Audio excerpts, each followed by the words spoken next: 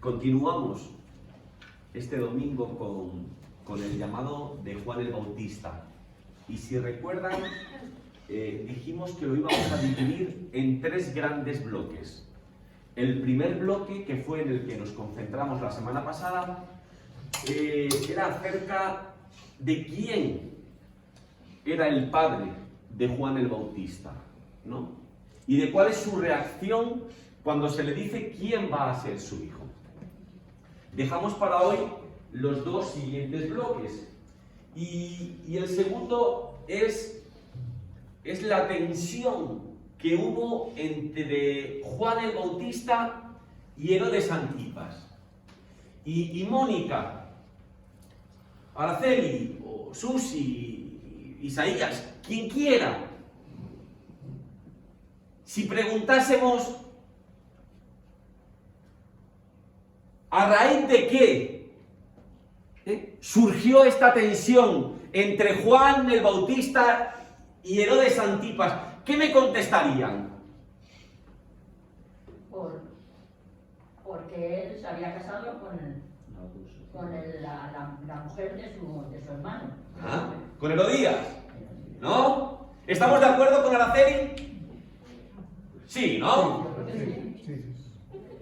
Dice Lucas, Guadalupe, dice Lucas, capítulo 3, versículo 19.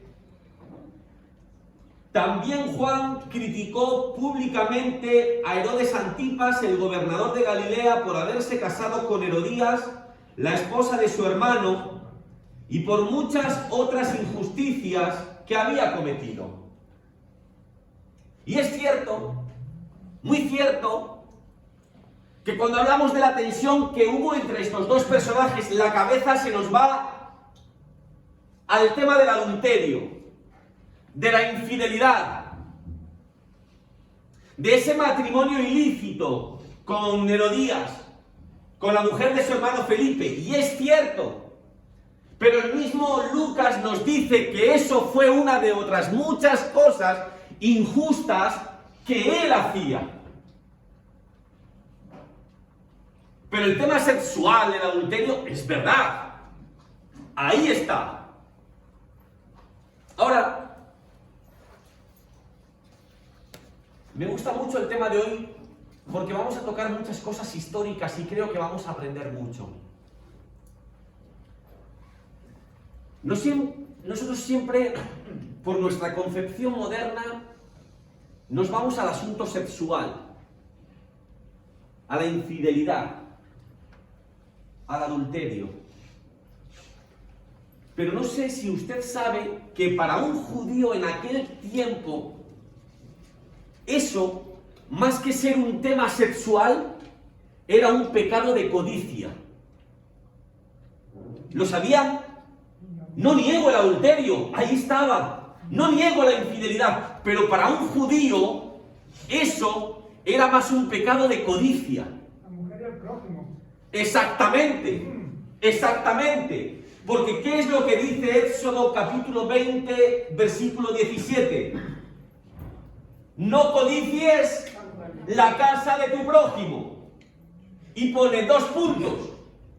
Es decir, que está hablando en un plano general. No codicies la casa de tu prójimo. Pero ahora va a ser más específico. ¿En qué consiste, Julio, la casa de tu prójimo? Pues dice, no codicies su esposa, ni su esclavo, ni su esclava, ni su buey, ni su burro, ni nada que le pertenezca. Es un mandamiento. Es decir, para un judío era un problema de codicia. Tú estabas deseando algo que le pertenecía a tu hermano, porque en aquel contexto histórico la mujer era parte de la propiedad del hombre. Pero Lucas nos dice que además de eso, Herodes hizo muchas cosas mal. Pero quiero que entendamos ciertos pasajes bíblicos, que yo no sé si ustedes los han visto siempre desde ese ángulo. Evidentemente Herodes, para poder casarse con Herodías, tuvo que repudiar a su primera mujer. Y su primera mujer era la hija del rey del reino de los nabateos. Era hija del gran Aretas IV. Miren, para que me entiendan, ¿saben cómo es más o menos el mapa del Israel antiguo en los tiempos de Jesús? En la zona norte, ¿qué es lo que estaba? Galilea. En el centro, Samaria. Y en el sur, Judea. Y Rosa, más abajo de Judea, estaba Idumea. ¿Vale? Galilea, Samaria, Judea e Idumea. Pues al oriente de todo esto, al este de todo esto, por ahí pasaba el río Jordán. Y más allá del río Jordán, en la Transjordania, a la altura de Idumea, estaba el reino de los nabateos. Y eran muy conocidos porque eran guerreros, porque eran valientes. ¿Y qué es lo que pasó? Que cuando la mujer vio las artimañas de Herodes Antipas y supo que la iba a repudiar y la iba a dejar, la mujer huyó y el padre Mónica prometió venganza. Ahora los expertos dicen que Juan el Bautista empezó a predicar en la Transjordania, al este del río Jordán. Y ahora, Virginia, usted póngase a predicar. Aretas IV promete venganza. Esto a mi hija no se le hace. Me has faltado el respeto. Y ahora viene Juan el Bautista, predicando en la Transjordania. Seguramente detrás de él estaba la ciudad de Petra. ¿Le suena? ¿La han visto en películas como Transformers o como Indiana Jones? Era un lugar sagrado, una ciudad preciosa de piedra. Seguramente a sus espaldas estaba Juan el Bautista y viene predicando de que viene alguien del cual él no es digno y que viene a instaurar un nuevo reino, el reino de Dios. Y ustedes ya saben cómo funcionan estas cosas en Natividad, el boca a boca. Empiezan a hablar y seguramente llegó al palacio. Y Herodes Antipas escucha que hay alguien, un predicador que ha surgido, que la gente lo tiene por profeta y que viene predicando su derrocamiento. Por eso el texto bíblico nos dice que temía la predicación de Juan el Bautista porque él presagiaba su propio derrocamiento. Eso nos da luz al pasaje. Pero hay algo que quiero enseñarles en esta mañana. Juan el Bautista era un tipo valiente, pero vino predicando el arrepentimiento. Creo que es a mi madre a quien le gusta decir eso de arrepentidos los quiere el Señor. Pero haríamos bien, Irma, en preguntarnos esta mañana, ¿qué era el arrepentimiento? Para Juan el Bautista, ¿qué era arrepentimiento? Porque mira cómo trataba a la gente Isaías, generación de víboras. Y aquí era cariñoso, hijos de víbora, hijos de serpiente. ¿A qué venís aquí? Cariñoso, ¿verdad, Nati? Ese era Juan el Bautista. Y viene predicando, Virginia, el arrepentimiento. Pero no un arrepentimiento emocional. No es, por favor, dame un tiempo para que me ponga a cambiar. ¿Qué es lo que viene exigiendo Juan el Bautista? Déjense de tonterías y muestren frutos dignos de arrepentimiento. Es decir, son menos palabras y más acciones. Y la gente que atiende el mensaje, Adrián, pregunta, ¿y qué es arrepentimiento? ¿Qué es lo que tenemos que hacer? Y fíjense, lo que para Juan el Bautista era el arrepentimiento. ¿Qué es lo que le dice a la gente? Si tienes 2 túnicas, da una al que no tiene.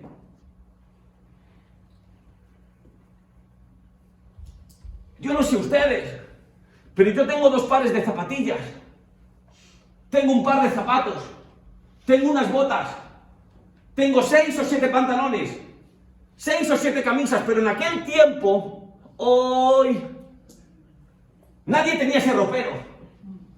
Lo normal es que una persona común tuviera una sola túnica. Por tanto, esa declaración de Juan el Bautista nos habla de muchas cosas. Nos dice que si tú tienes más de una túnica, es que eres una persona pudiente. Estamos hablando de que solamente el 5% o el 10% de toda esa sociedad podía tener más de una túnica. Porque la gente con mucho sacrificio y con mucho esfuerzo tenía una. Y tenía que durarle 6 meses, 1 año, 2 años. Y luego con mucho esfuerzo, tal vez si podía, después de 1000 remiendos, se compraría una nueva. ¿Y qué es lo que está diciendo Juan el Bautista? Si eres de los que tienes, comparte con el que no tiene. Eso es arrepentimiento. Ante la necesidad del prójimo, tú no puedes mirar hacia otro lado. Pero llegan otros. ¿Qué es arrepentimiento, Juan? ¿Qué podemos hacer nosotros? Y eran escribas. No, eran publicanos. Cobraban impuestos. ¿Qué tenemos que hacer nosotros para mostrar que estamos arrepentidos? ¿Y qué es lo que les dice? No os hagáis rico cobrando de más a los pobres. Tu trabajo es cobrar impuestos, cobra impuestos, pero cobra lo legal. Si ya te llevas tu sueldo. ¿Pero por qué tenían mala fama los publicanos? Porque se llevaban de más. Y luego vienen unos soldados. Según unos expertos, eran una suerte de policías herodianos, ¿no? No eran soldados romanos, Muy bien, Juan el Bautista. ¿Qué es arrepentimiento? ¿Qué tenemos que hacer nosotros? ¿Y qué es lo que dice? No llevéis al prójimo delante de un juez con falso testimonio, porque en aquel tiempo, Julio, había mucha corrupción. Y muchas veces iban con falsos testimonios para empobrecer más a la gente que vivía casi en la indigencia. ¿Se dan cuenta del mensaje de Juan el Bautista? ¿Qué es el arrepentimiento? Ponernos a llorar en un culto dominical. No era eso arrepentimiento para Juan el Bautista. Era demostrarle a la gente de que la sociedad en la que vivían estaba completamente corrupta y que ellos no podían vivir de la misma forma. Que si tú realmente quieres creer en Dios, no puedes mostrarte indiferente ante la necesidad de tu hermano.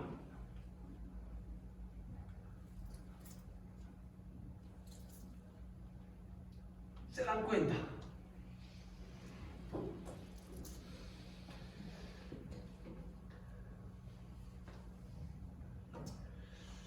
¿Qué estamos nosotros haciendo con eso? ¿Saben otra cosa?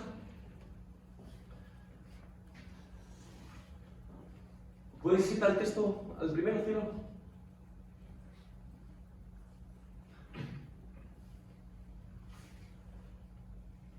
Vale.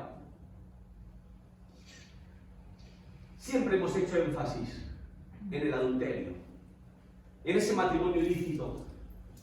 Pero dice Lucas que esa era una de entre otras muchas cosas. ¿Conocen a Flavio Josefo? ¿Han escuchado alguna vez de él? Un historiador, súper importante en el tiempo de los judíos y en el tiempo de los romanos. Yo tengo sus libros en casa. ¿Y sabe lo que dice Flavio Josefo de Herodes Antipas, Mónica? Que era un ladrón con corbata.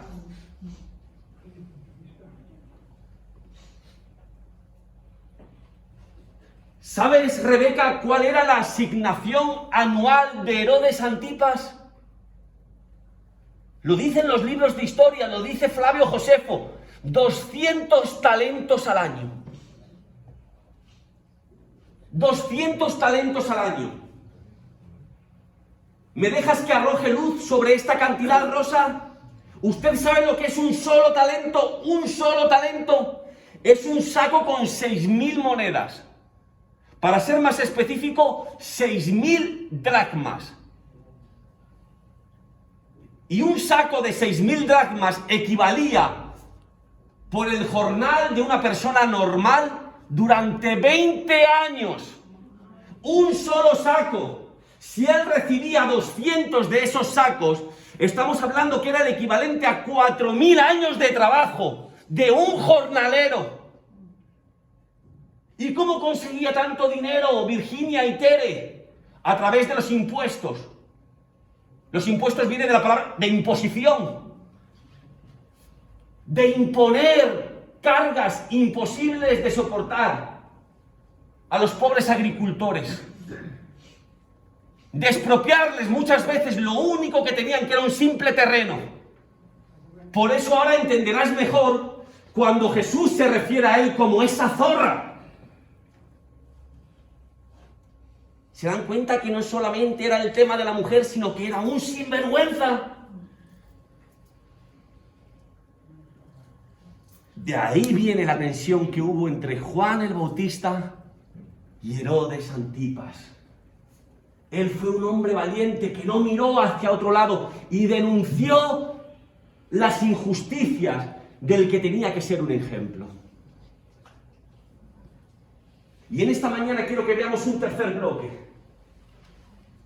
Y para mí es importantísimo, porque es lo que Jesús dijo acerca de Juan el Bautista. Yo les puse la semana pasada ese ejemplo que tantas veces he utilizado. Y es la cuestión de qué es lo que dice, de qué es lo que dice o qué es lo que piensa Dios de nosotros. ¿Recuerdan lo que les comenté acerca de José? José. ¿Quién era José? Si le preguntas, Julio, a los hermanos, te dirán que es un soñador, que se creía más que el resto. Si le preguntas a Araceli, a los madianitas, te dirá que José era un esclavo, mercancía para hacer dinero. Pero si tú le preguntas a Dios quién es José, te dirá, yo le veo como un gobernador de una gran nación. ¿Qué es lo que dijo Jesús de Juan el Bautista? Pues dijo muchas cosas. En primer lugar, que fue el mayor profeta que jamás haya existido. El mayor profeta que jamás haya existido. Pero cuidado, porque Jesús también dice en un momento que la ley y los profetas son hasta Juan. Que la ley y los profetas son hasta Juan. Y que en el reino de Dios, el más pequeñito ya es más grande que Juan el Bautista. ¿Por qué natividad? Porque el cuadro ya lo tenemos completo en el reino de Dios. Ya tenemos una perspectiva clara. Ya Dios se nos ha mostrado. Ya tenemos el ejemplo en Jesús. Por eso ahora podemos entender mejor el texto. Cuando llega Juan el Bautista así como con cara de cabreado, dice, y viene uno detrás de mí, y viene con el hacha presta o con el aventador, como te guste decirlo, y va a recoger el grano, el trigo, y va a cortarlo, y lo que vale, para el granero, y lo que no vale, será echado al fuego que nunca se consume. Pero ahora viene Jesús, y viene sanando, y viene restaurando, y viene perdonando, y viene mostrando misericordia. ¿Y qué es lo que hace Juan el Bautista? Manda a preguntar, ¿eres tú el que había de venir? Porque tenía poco que ver con lo que él decía. Por eso el Señor dice, sí, el mayor de los profetas. ¿Por qué? Porque anunció la llegada del Mesías. Pero aún así el más pequeño en el reino de Dios es más grande que él. Hay otra cosa que también me gusta mucho, que dice Jesús de Juan el Bautista. Y decía que él no era ningún debilucho. ¿Qué salisteis a ver al desierto? Dice Jesús. ¿Un junco sacudido por el viento? Ese no era Juan el Bautista. Era un hombre firme en sus ideales, en lo que creía. era como el granito, no se achantó ni ante el mismo gobernador de Galilea. ¿Salisteis a ver un junco sacudido por el viento? ¡Claro que no! Ahora hay una cosa que también quiero decirles. Me parece muy curioso cuando se nos dice que Juan fue el mayor profeta que hubo nunca. Y yo creo que necesitamos profetas en nuestros tiempos. Pero quiero decirte esto, y quiero decirlo con delicadeza porque no quiero ofender a nadie. ¿Pero qué entendemos por profecía hoy en día? Porque muchas veces si hablamos de profecía, estamos hablando de de revelación, de adelantar el futuro. ¿Y sabes una cosa? Si Juan el Bautista fue el mayor profeta que hubo, Juan el Bautista no reveló nada nuevo. Solamente una cosa. La llegada del Mesías. Pero si tú lees la Biblia te vas a dar cuenta de que el 70 o el 80% de la profecía consiste en esto. Dios dice así. Y el profeta hablaba. Esto es lo que Dios quiere de ti. Esta es la voluntad que Dios quiere de mí. Y solamente un 15, un 20, un 25% tiene que ver con cosas cara al futuro. Y yo creo que la iglesia necesita más profetas como Juan el Bautista.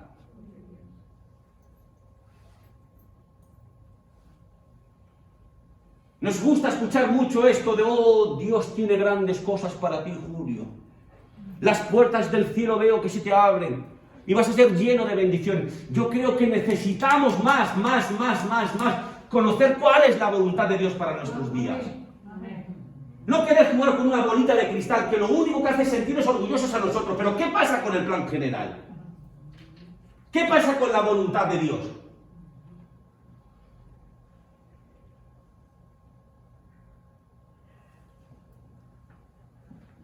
¿Qué más dijo?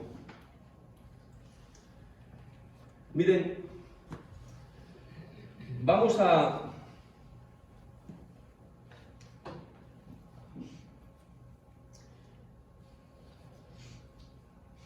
No, lo dejamos para el final ese texto. Dos cosas más y con esto terminamos. Hay una cosa que me gusta mucho y eso es Juan el que se encarga de decir. Y creo que tiene mucho aprendizaje para cada uno de nosotros. Lo que me gusta de Juan el Bautista, Mónica, es que él nunca se señaló a sí mismo, sino que mostró a Jesús, mostró al Mesías. Desde el principio él dijo, Juani, que él no es el que iba a salvar a nadie, que él no era el Mesías, que él solamente mostraba, enseñaba el camino. Él tenía que empequeñecer para que otros se hicieran más grandes. Y eso me gusta porque vivimos en un mundo en el que nos gusta mucho el protagonismo. Y ahora yo voy a hablar en primera persona. Como pastor hay que tener mucho cuidado, porque nos gustan mucho los likes. Nos gusta mucho ser un predicador reconocido, famosete, que la gente hable de nosotros. Pero cuidado porque muchas veces, en aras de conseguir esa popularidad, podemos dejar de ser voz de Dios.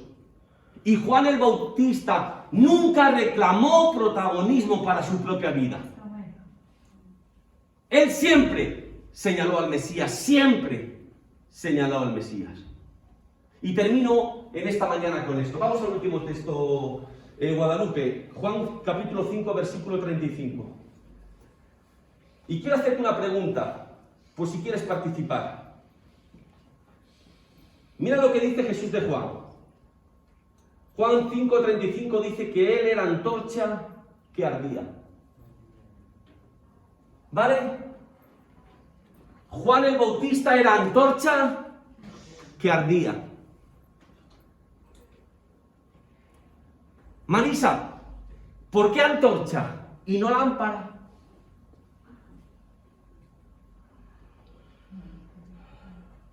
¿Cómo eran las lámparas de antaño? ¿Cómo eran las lámparas de aquel tiempo? Eran lámparas de aceite. Y cuando se consumía el aceite, ¿qué pasaba, Sonia? ¿Tirabas la lámpara? renovabas el aceite, ¿no? ¿Se acuerdan de la parábola de las 10 vírgenes? Las lámparas sirven, lo que no hay es aceite. Si se renueva el aceite, ¿qué pasa, Natividad? Que esa lámpara sigue ardiendo, ¿no? Sigue iluminando. Jesús, ¿por qué no le llamas lámpara? ¿Por qué le llamas antorcha? ¿Qué pasa con la antorcha? La antorcha se prende una sola vez. Y a la vez que ilumina, se consume, se dona, se extingue. ¿Qué es lo que Jesús dijo en ese texto, Tere? Que Juan el Bautista fue una persona que se dio a sí mismo. Dio su vida. Dio su vida por algo más grande que él. Y a mí me gustaría que aprendiéramos, hermanos, esto en esta mañana. Una persona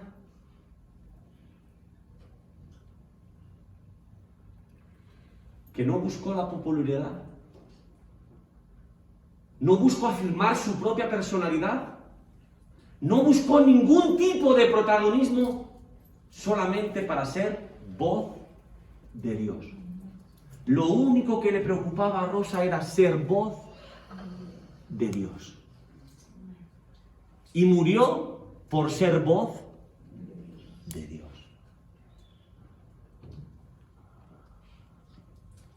Ojalá en estas 2 semanas hayamos aprendido algo. Hayamos aprendido como padres a que tenemos una responsabilidad para nuestros hijos. Pero que tenemos que saber encauzarlos y educarlos en su camino. No en el nuestro, en el suyo.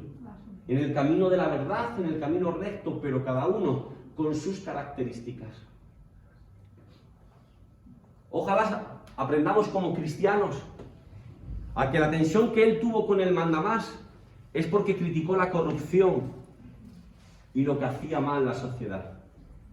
Nosotros, cuando somos llamados a ser luz, no solamente se nos dice que somos llamados a predicar el Evangelio, sino a mostrarnos de forma irreprensible, a ser honestos a la hora de hacer nuestros impuestos, a ser honestos si nos cobran de menos, a ser honestos en nuestro rendimiento en el trabajo, a ser honestos si tenemos que pagar el recibo de la comunidad. Ser luz es hacer las cosas como tenemos que hacerlas. Bien. Y en último lugar, ojalá y Jesús tenga muchas cosas que decirnos, hermanos, y que sean buenas,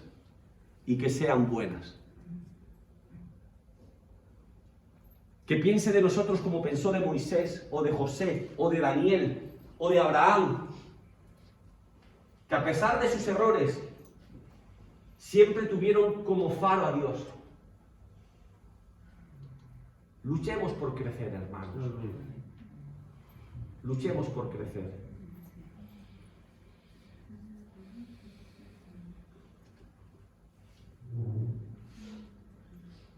Termino con esto, 1 minuto y nos vamos.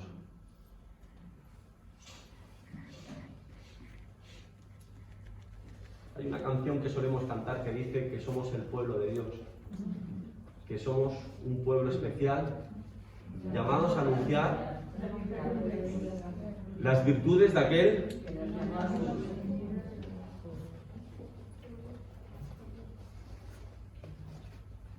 necesitamos andar en luz. Casi me despertaba esta mañana Jorge con un vídeo corto y me decía, míralo hasta el final, no solamente te voy a mandar tonterías. Y ¿sabes, Nati? Había una mujer mayor.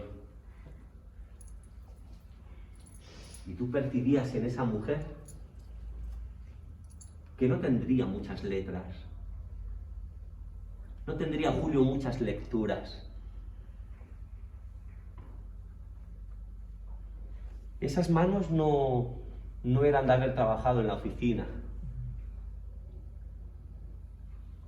Ni esas ropas se compraban Rebeca en el Corte Inglés.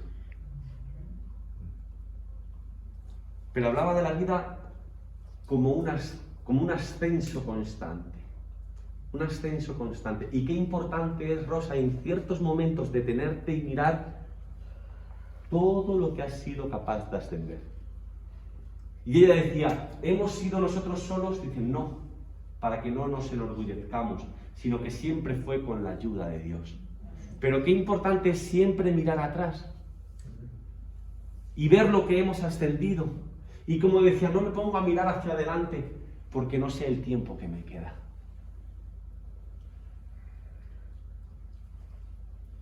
Por desgracia, Sonia, no sabemos el tiempo que nos queda. 30 años, 50 años, 3 meses, 2 días. ¿Quién lo sabe? ¿Quién lo sabe? ¿Quién lo sabe? Solo Dios. ¿Para qué pensar? ¿Para qué estar pensando? ¿Por qué no calibramos o evaluamos lo que llevamos andando hasta ahora?